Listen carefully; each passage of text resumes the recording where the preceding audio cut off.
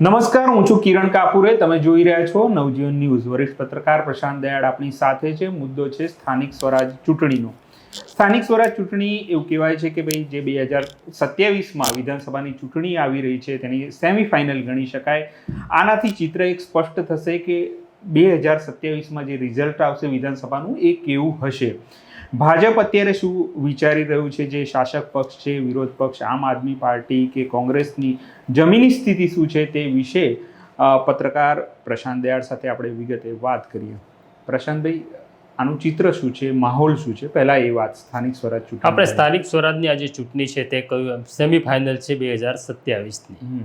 Semi-final નક્કી કરશે કે ફાઇનલમાં શું થવાનું છે. અત્યારે આપણે વાત કરીએ તો આખા રાજ્યમાં ચૂંટણી છે. એ પછી તાલુકા પંચાયત હોય, જિલ્લા પંચાયત હોય કે કોર્પોરેશન હોય. માત્ર 2 જિલ્લા પંચાયત અને 2 કોર્પોરેશનની ચૂંટણી નથી, કારણ કે અગાઉ એમની ચૂંટણી થઈ ગયેલી સમયકાળમાં. એને સિવાય છોડીને આખા રાજ્યમાં ચૂંટણીની તૈયારીઓ શરૂ થઈ ગઈ છે. આમ તો ભારતીય જનતા પાર્ટીની એક ખાસિયત કે આવડત રહી છે કે કોઈ પણ કામ પ્લાનિંગ વગર કરતું નથી, અને એટલા માટે જ એમણે કોઈ પણ ચૂંટણીને નાની પણ નથી ગણી. એટલે કોઈ એવું માને કે એક વિધાનસભાની પેટા ચૂંટણી છે તો જોઈ જશે થઈ જશે, જોઈ જશે થઈ જશેમાં એ પાર્ટી પડતી નથી. બીજું, એ કોઈને પણ અંડર એસ્ટિમેટ કરતી નથી પોલિટિકલી.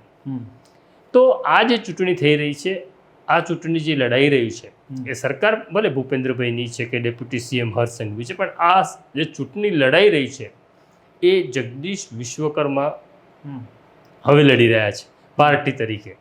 એક નવા પ્રમુખ છે. તમે એક શક્તિશાળી પ્રમુખને જતા જોયા છે. CR પાટીલ શક્તિશાળી પ્રમુખ હતા, અને વિધાનસભામાં જે કામ નરેન્દ્ર મોદી નહોતા કરી શક્યા, બેઠકો લાવવાનું, એટલી બેઠકો એ લઈ આવ્યા. હવે જગદીશ વિશ્વકર્માના માથે જવાબદારી છે. આ જગદીશ વિશ્વકર્મા માટે પહેલી ચૂંટણી છે પ્રમુખ તરીકેની. આ સ્થિતિમાં પાર્ટીએ તો મહેનત કરી છે અને પાર્ટી કામ પણ કરી રહી છે, પણ મને એવું લાગે છે આ ચૂંટણી જરા જુદી રીતના લડાશે. અને ભારતીય જનતા પાર્ટી જેના ઉપર ફોકસ કરી રહી છે એ વર્ગ છે જેનજી, જે નેપાળમાં થયું અને જેનજીએ સરકારનો તખ્તા પલટ કર્યો.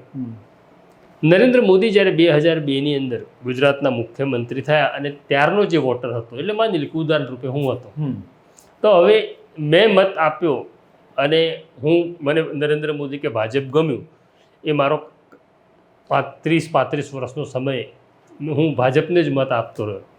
પણ હવે વોટર તરીકે એક નવી પેઢી આવી છે. જે મતદાતા છે એ નવો છે, અને નવો મતદાતા જરા જુદી રીતના વિચારે છે. એ દેશના અને પોતાના પ્રશ્નને અલગ રીતે સમજે છે અથવા સમજવા માગે છે. ભારતીય જનતા પાર્ટી જે રીતના કામ કરે છે એમનું UCC છે. હવે UCCનો મુદ્દો છે એ મેજોરિટી આપણે ત્યાં ગુજરાતમાં UCCનો કાયદો આવી ગયો, આપણે વિધાનસભામાં એને પસાર કરી દીધો, પણ UCC ભારતીય જનતા પાર્ટીનો જે હિન્દુ વોટર છે એને સ્પર્શે છે. તો મને એવું લાગે છે કે એ મતદારોને પ્રભાવમાં લાવવા UCCનો કાયદો અસરકારક સાબિત ન થયો. હિન્દુઓને એવું ન લાગ્યું કે આ UCCથી મને કોઈ ફાયદો થશે. કોઈ પણ કાયદાનો મને ફાયદો થતો હોય એવું UCCમાં નથી. હવે એ એમને ચોક્કસ સમજાયું છે કે આપણો જે મતદાર છે એ મોટો વર્ગ, એક યુવાન વર્ગ છે જે 25-30ની નીચેનો છે, તો એને શું સ્પર્શે છે, એ કેવી રીતના પ્રશ્નને સમજે છે. એટલે આ વખતે પહેલી વખત ભારતીય જનતા પાર્ટી અત્યારે સેન્સ લઈ રહ્યું છે કે કોને ટિકિટ આપવી. એની અંદર એક મુદ્દો એમણે નાખ્યો છે કે સોશિયલ મીડિયામાં તમારા ફોલોઅર્સ કેટલા છે. આજ સુધી એવું નથી કર્યું પાર્ટી કે સોશિયલ મીડિયામાં મારા 10 લાખ ફોલોઅર્સ હોય તો એનાથી મને ટિકિટ મળશે, એવું પહેલાં નહોતું. પણ આજે ઘણા બધા ક્રાઇટેરિયા છે, એમાંનો એક ક્રાઇટેરિયા એવો પણ છે કે તમારા ફોલોઅર્સ કેટલા છે, એના આધારે તમારી ટિકિટ નક્કી થશે. તો ભાજપને માટે સૌથી ચેલેન્જ મને એવું લાગે છે કે યુવાન મતદાર છે, જેને UCCથી ફરક પડતો નથી, જેને રામ મંદિર કે હિન્દુત્વથી ફરક પડતો નથી, જેને મને રોજગાર મળે છે એટલાથી, મને એજ્યુકેશન મળે છે, મને એજ્યુકેશન મળવામાં સરકારે કોઈ મદદ કરી છે, હું ખેડૂત છું તો મને શું ફાયદો થયો એક યુવાન ખેડૂત તરીકે? મારા પિતાનો પાક બળી ગયો ત્યારે સરકારની મદદ મળી હતી. આ બધા મુદ્દાઓ આ વખતે જોવામાં આવશે. હવે આને બે પાર્ટમાં તમારે વહેંચી દેવું પડે. એક તો જે શહેરી મતદાર છે એ પ્રશ્નને જુદી રીતના સમજે છે, અને જે શહેરી વિસ્તાર છે ને ત્યાં હજી હિન્દુ મુસલમાનની કટ્ટરતા અકબંધ છે, જેનો ચોક્કસ ભારતીય જનતા પાર્ટીને ફાયદો થશે. એટલે શહેરોમાં એમનો દબદબો યથાવત રહેવાની શક્યતા છે, શાસન નહીં બદલાય. બરાબર. પણ હવે નંબર ગેમની વાત કરીએ તો રાજકોટ અને સુરત બે એવા મહાનગરો છે કે જ્યાં આમ આદમી પાર્ટી કાઠું કાઢે. ગઈ વખતની ચૂંટણીમાં જોઈએ તો સુરતની અંદર 27 બેઠકો આમ આદમી પાર્ટી લઈ ગઈ હતી, અને આ વખતે એમને ખબર છે કે આમ આદમી પાર્ટીનું પ્રેશર ક્યાં વધારે છે, તો રાજકોટ છે. એટલે જે કામ નરેન્દ્ર મોદી કે અમિત શાહ ગુજરાતમાં હતા અને ન કરી શક્યા એ કામ હર્ષ સંઘવીએ કર્યું. સુરતનો રાજકોટનો જે જંગલેશ્વર વિસ્તાર છે જેમાં ગેરકાયદેસર વસાહત છે, કોની હતી વસાહત એ આપણને ખબર છે.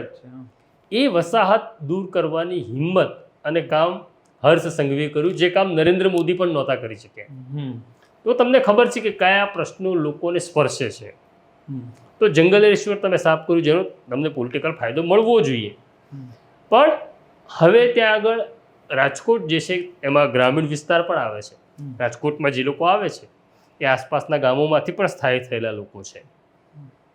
આ સ્થિતિમાં આ બે પોકેટ જે છે મહાનગર માટે, રાજકોટ અને સુરત, આ બંને પોકેટમાં આમ આદમી પાર્ટી તાકાત કરશે એવું એમને લાગી રહ્યું છે. હવે આમ આદમી પાર્ટીની સંખ્યા તમે જોવા જાવ તો નાની છે, બહુ નાની, પણ એની આક્રમકતા એ કઠે એવી છે. એમની સંખ્યા નાની હોવા છતાં એ લોકો જે આક્રમકતાથી કામ કરે છે તો એ અગત્યનું એમના માટે છે. અને બીજું વાત કરીએ કોંગ્રેસની, તો કોંગ્રેસને હમણાં સુધી જે નુકસાન થવાનું હતું, જેટલી કોંગ્રેસ નીચે પડવાની હતી એ પડી ગઈ છે. હવે કોંગ્રેસ માટે જે નફરતનો માહોલ હતો એ માહોલ ચોક્કસ ઘટ્યો છે. અને એવું છે કે 30 વર્ષથી તમે વિરોધ પક્ષમાં બેઠા હો તો હવે તમારા માટે હું કેટલી નફરત, તો એ નફરતવાળો માહોલ ઘટ્યો છે. હવે કોંગ્રેસની સ્થિતિ એવી છે કે આવક એટલો નફો છે, અને જેટલું નીચે પડવાનું હતું કોંગ્રેસ તળિયે બેસી ગઈ. હવે જેટલી આવક થાય, તમે હવે જોવા જાઓ આખા ગુજરાતની સ્થિતિ, તો કોંગ્રેસનું વર્ચસ્વ ક્યાં છે? તો કોંગ્રેસ ક્યાંક દમ મારી શકે, પરિણામમાં કન્વર્ટ કરી શકે તો એક તો ઉત્તર ગુજરાત છે અને મધ્ય ગુજરાત છે. આ બેલ્ટની અંદર કોંગ્રેસ પોતે પરિણામ બતાડી શકે એવી સ્થિતિ છે. હવે આમ આદમી પાર્ટી ક્યાં છે? તો આમ આદમી પાર્ટી સુરતમાં છે, રાજકોટમાં છે, અને ખાસ કરી આ વખતે જે એમને ડર છે ભારતીય જનતા પાર્ટીનું એનાલિસિસ એ છે સૌરાષ્ટ્ર. સૌરાષ્ટ્રમાં આમ આદમી પાર્ટી ગામે ગામ સુધી પહોંચી છે, અને ખેડૂતોની જે એન્ટી ઇન્કમ્બન્સી છે એનો ફાયદો ચોક્કસ આમ આદમી પાર્ટીને સૌરાષ્ટ્રમાં મળે એવું ભારતીય જનતા પાર્ટીનું એનાલિસિસ કહી રહ્યું છે. અને એટલે જ તમારે રાજુ કરપડાનું ઓપરેશન કરવું પડે છે. એવી જ રીતના સુરતમાં પણ આપણે કહીએ તો ધાર્મિક માલવિયા અને અલ્પેશ કથિરિયા એ કદાવર નેતા હતા ત્યારે, એમને પણ તમારે સાથે લેવા પડે છે, કારણ કે તમારે આમ આદમી પાર્ટીને કાઉન્ટર કરવાની છે. તો આ સ્થિતિ છે ભારતીય જનતા પાર્ટીની. ક્યાંયથી સત્તા પરિવર્તન થાય એવું નથી, પણ છતાં આપણે યાદ રાખવું જોઈએ કે નંબર ઘટે. અને કેટલાક લોકો એવું પણ કહે છે કે દક્ષિણ ગુજરાતનો જે આદિવાસી વિસ્તાર છે ત્યાં ચૈતર વસાવા જોર કરી જશે. ત્યાં પંચાયત પણ છે ને જિલ્લા પંચાયત પણ છે. કોંગ્રેસમાંથી જે લોકો ચૂંટાય છે એમને તો તમે લઈ લો છો, પણ આમ આદમી પાર્ટીના જો વધારે ચૂંટાય તો શું? એટલે એમના માટે અત્યારે જે ખતરો દેખાઈ રહ્યો છે એમને, એ દક્ષિણ ગુજરાત છે, સુરત છે, રાજકોટ છે. હું માનું છું કે અમદાવાદ, વડોદરા જેવા મહાનગરોમાં આમ આદમી પાર્ટી એ બહુ નુકસાન કરી શકે એવી સ્થિતિમાં નથી. કદાચ એમના તો ખાતા જ અહીંયા ખુલતા નથી. ખાતા ખુલે તો પણ એક ચમત્કાર કહેવાય. પણ આ ભાજપ તો એનો વ્યાપ જોઈએ આપણા રાજ્યમાં તો એ બહુ જ જગ્યાએ એની સિગ્નિફિકન્ટ એનું હાજરી દેખાય છે. તો પછી એને ડર શાનો? અને ડર જો હોય તો એ કેટલા સૂક્ષ્મ લેવલનું પ્લાનિંગ કરે છે, કેટલું ઝીણું પ્લાનિંગ કરે છે? તમે કહો છો બે વસ્તુ છે. એમના પ્લાનિંગમાં તો ભારતીય જનતા પાર્ટી બાપ છે. માઇક્રો લેવલનું પ્લાનિંગ કરે છે, એક એક બૂથનું પ્લાનિંગ કરે છે. એમની પાસે એ ડેટા પણ હોય છે કે આ બૂથમાં આપણને કેટલા મત મળ્યા હતા, કેટલા માઇનસમાં હતા, અને એને પ્લસમાં કન્વર્ટ કરવા જે કંઈ કરવું પડે એ બધું જ એમને આવડે છે. એટલે એ કોઈ માણસને નાનો ગણતા નથી. એટલે 20 વર્ષ પહેલાં કોંગ્રેસનો ગૃહમંત્રી રહ્યો હોય તો આજે એમને શું કામનું, પણ એને પણ પાર્ટીમાં લઈ લેવાનો, સામે કોઈ ન જોઈએ, એ પ્રકારનું પ્લાનિંગ ભારતીય જનતા પાર્ટી કરે છે. હવે સવાલ એવો છે કે કોઈ માણસ મોટો થાય, કોઈ સંસ્થા મોટી થાય તો કેટલી ઉપર જાય, એનું પણ એક હોય ને કે એમ આકાશમાં તમે જાઓ. હવે સૌથી વધુ હું જે જોખમ માનું છું, કોંગ્રેસનું પતન ક્યારે થયું? જ્યારે એમાં એક વ્યક્તિનું નહીં, માધવસિંહ સોલંકી એની અહીંયા સરકાર હતી ગુજરાતની અંદર, અને 139 કે 149 બેઠકો એ લોકોને આવી, ચરમસીમાએ હતું. હવે કોંગ્રેસ આટલી ચરમસીમાએ, આ જ્યારે સ્થિતિ આવે ને કોઈની પણ, કોઈ વ્યક્તિ પણ હોય, માણસ પણ હોય, ત્યારે એ જોખમી બને છે. તો અત્યારે સ્થિતિ એવી છે કે ભારતીય જનતા પાર્ટી ચરમસીમાએ છે. નરેન્દ્ર મોદી જેટલા ઉપર જવાના હતા, જઈ શકતા હતા, ત્યાં પહોંચી ગયા છે.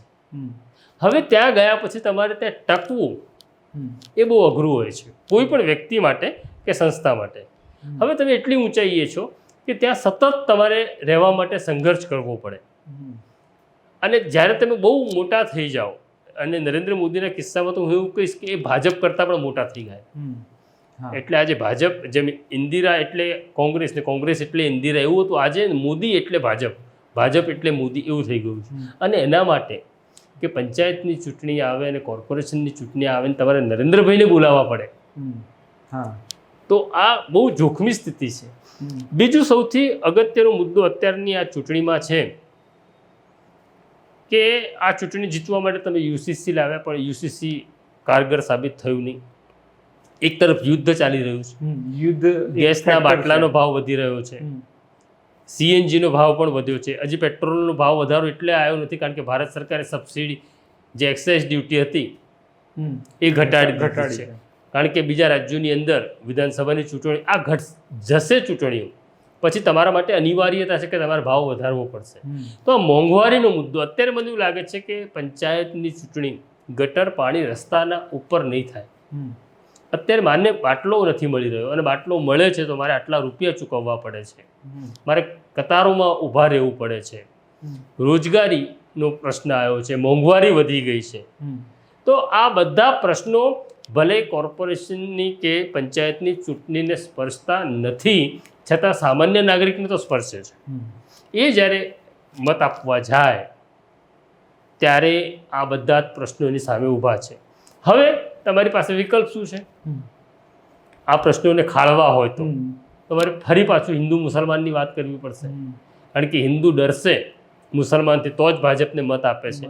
આપણે અત્યાર સુધીની થિયરીમાં જોઈ લીધું, ડર વગર તો, કારણ કે ભાજપ જશે અને મુસલમાન મારશે, એ જે ડર નાખ્યો છે એનો ફરી ખાસ કરીને શહેરી વિસ્તારમાં એનો ઉપયોગ થઈ શકે, એનો અસરકારકતા ઘટી છે.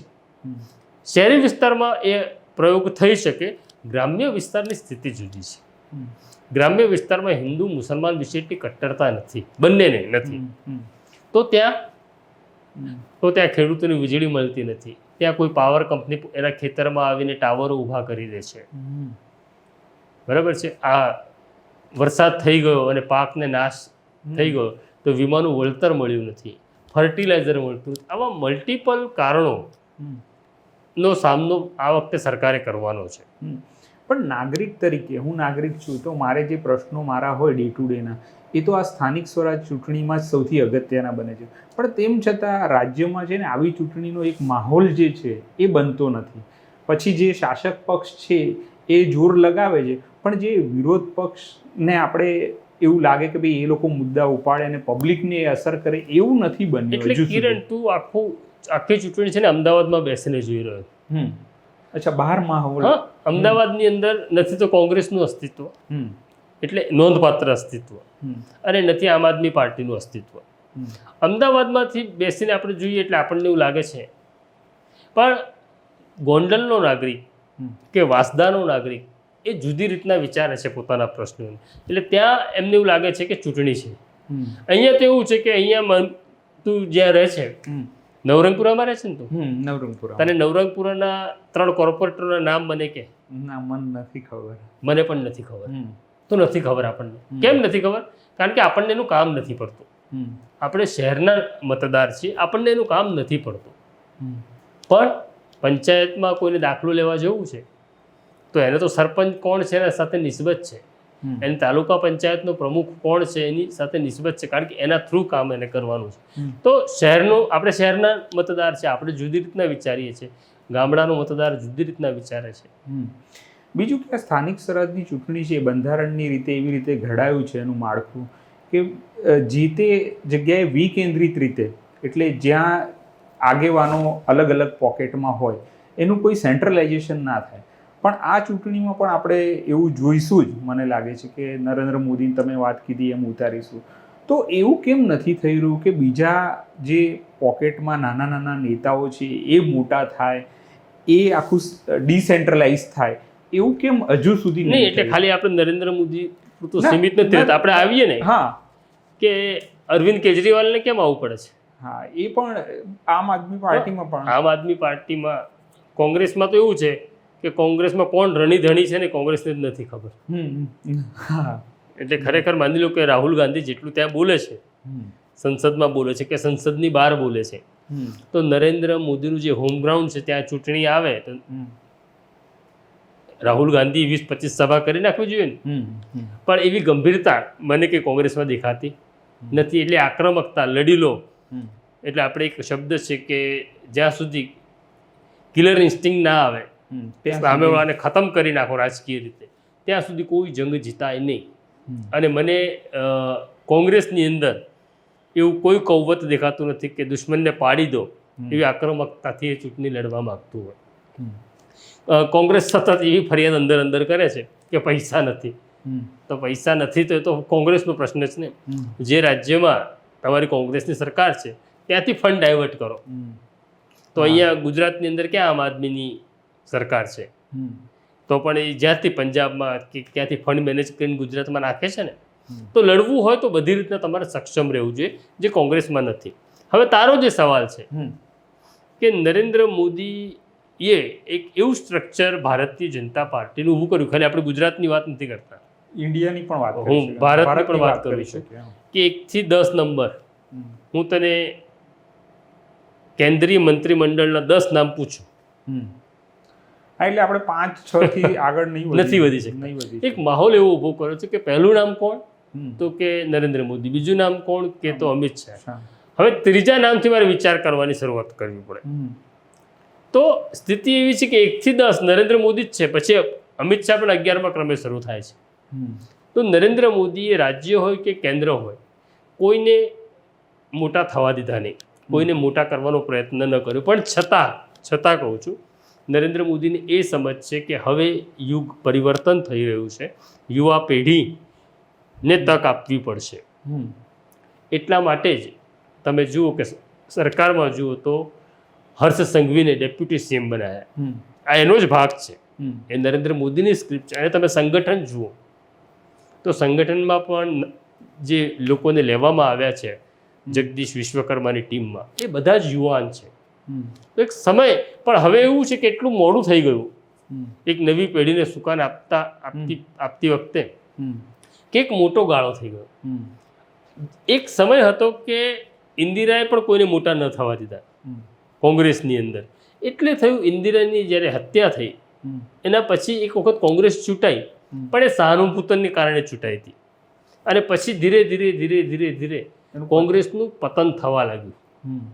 એ સ્થિતિનું નિર્માણ અહીંયા થઈ રહ્યું છે કે નરેન્દ્ર મોદી જે દિવસે વડાપ્રધાન ન હોય તો તમારી પાસે બીજો ચહેરો હોવો જોઈએ ને. રાજ્યમાં પણ બીજો ચહેરો હોવો જોઈએ. રાજ્યમાં એક એવો લોક નેતા હોવો જોઈએ પાર્ટી પાસે, કે 2-3 એવા નેતા હોવો જોઈએ કે જેનાથી તમે સૌરાષ્ટ્રમાં પણ એ લોકપ્રિય હોય, એ દક્ષિણ ગુજરાતમાં કે ઉત્તર ગુજરાતમાં કે મધ્ય ગુજરાતમાં કોણ છે એવો?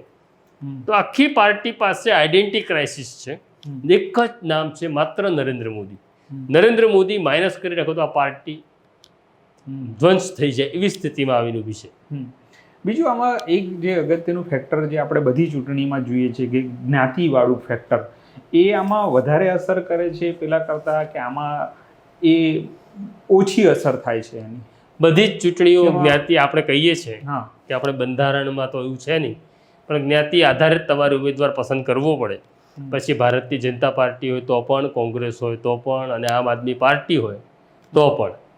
એક જે ફેક્ટર નવું છે જેની આપણે ચર્ચા કદાચ રહી ગઈ, ઓવીસી ફેક્ટર. પંચાયતની ચૂંટણી છે એટલે ઓવીસી ફેક્ટર એ બહુ અગત્યનું છે. જે બેઠક, જે વિસ્તારની અંદર કોંગ્રેસ જીતતી હતી, એટલે જીતતી હતી એનો અર્થ કે નંબર સારા હતા, સત્તામાં તો નહોતી આવતી, ત્યાં આગળ ઓવીસી આવીને ભંગાણ કર્યું. ઓવીસીની હાજરીથી કોંગ્રેસના મતોનું વિભાજન થયું, કારણ કે ઓવેસી પણ મુસ્લિમ મતદારો, મુસ્લિમ ઉમેદવારોને ટિકિટ આપે છે, અને જે વિસ્તારમાં મુસ્લિમનું પ્રભુત્વ છે ત્યાં ભાજપ તો કોઈ મુસલમાનને ટિકિટ આપતું નથી. એટલે સવાલ હતો કે એ પણ મુસલમાનને ટિકિટ આપે છે કોંગ્રેસ, એટલે મતોનું વિભાજન થતું હતું. એ અગત્યનું ફેક્ટર હતું કોંગ્રેસને હારવા માટેનું. પણ આ વખતે કદાચ મને થોડું જુદું એટલું લાગે છે કે ઓવેસી સાથે જોડાયેલા ઘણા બધા લોકોએ ઓવેસીની પાર્ટી છોડી કોંગ્રેસમાં પાછા આવ્યા છે. એટલે એ હવે કેટલું અસરકારક રહેશે ઓવેસીનો સાથ છોડવો, એ હવે આવનાર ચૂંટણીના પરિણામો કહી શકશે. છેલ્લો સવાલ કે કોર્પોરેશનની કે આ બધી સ્થાનિક સ્વરાજની ચૂંટણી પહેલાં કેવી રીતે થતી હતી? કેમ કે કોર્પોરેશનની ચૂંટણીમાં હવે તો એનો આખો બદલાઈ ગયો છે રંગ, પણ પહેલાં તમે કોઈ ઉદાહરણ આપીને કહી શકતા હો તો? એટલે પહેલાં તો એવું જ હતું ને કે જે સ્થાનિક સ્વરાજની ચૂંટણી હોય એ સ્થાનિક પ્રશ્નોને લઈને થતી હતી. એ હવે નથી, હવે નથી રહ્યું. હવે સ્થાનિક પ્રશ્નો ભૂલાયા છે. એટલે માની લો કે મારી પાસે હમણાં જ વિડીયો આવ્યો હતો કે જગદીશ વિશ્વકર્માનો જે મત વિસ્તાર છે એના વિસ્તારમાં જ ગટરના પાણી ઉભરાય છે, બરાબર છે, પણ છતાં મત આપવાનો આવે જગદીશ વિશ્વકર્માના વિસ્તારના લોકોનો તો ભારતીય જનતા પાર્ટીને જ મત આપે છે. એટલે તમારા જે મૂળભૂત પ્રશ્નો છે એ તમે ભૂલ્યા છો, અથવા તમને ભૂલાવવામાં રાજકીય પક્ષો સફળ રહ્યા છે. તો આ હતી ચર્ચા સ્થાનિક સ્વરાજની ચૂંટણી જે આવી રહી છે તેની, અને નાગરિક તરીકે આ ચૂંટણી બહુ અગત્યની છે, એટલે તમે જરૂરથી એમાં હિસ્સો લેશો, અને આ પ્રકારની ચર્ચા અમે લઈને આવતા રહીશું. અત્યારે મને અને પ્રશાંતભાઈને રજા આપશો, અને અમારી ચેનલને જરૂરથી સબસ્ક્રાઈબ કરો. નમસ્કાર. એક મારે ખાસ દર્શકોને કહેવું છે કે આપણે પાનના ગલ્લે ઊભા રહીને માવો મસળતા કઈ સરકાર, કયો પક્ષ સારો કે ખરાબ બોલીએ છીએ, પણ આપણે મત આપવા જતા નથી. અને જો આપણે મત નથી આપતા તો મારે તમને કહેવું છે કે આપણને સરકારની કે કોઈ પણ રાજકીય વ્યક્તિની ટીકા કરવાનો અધિકાર નથી. એટલે તમારા મતનો ઉપયોગ કરો. તમને જે નેતા, જે પક્ષ સારો લાગતો હોય તેને મત આપો, પણ મત આપવો અનિવાર્ય છે. અને મત આપ્યા પછી આપણે નક્કી કરીએ કે આ કયો પક્ષ સારો કે ખરાબ, તો એ કદાચ લેખે લાગશે, પણ પાનના ગલ્લા ઉપર ઊભા રહીને દેશની ચિંતા કરવાનું આપણે બંધ કરીએ. વૈષ્ણવજન તો તેને કહીએ જે પીડ પરાઈ.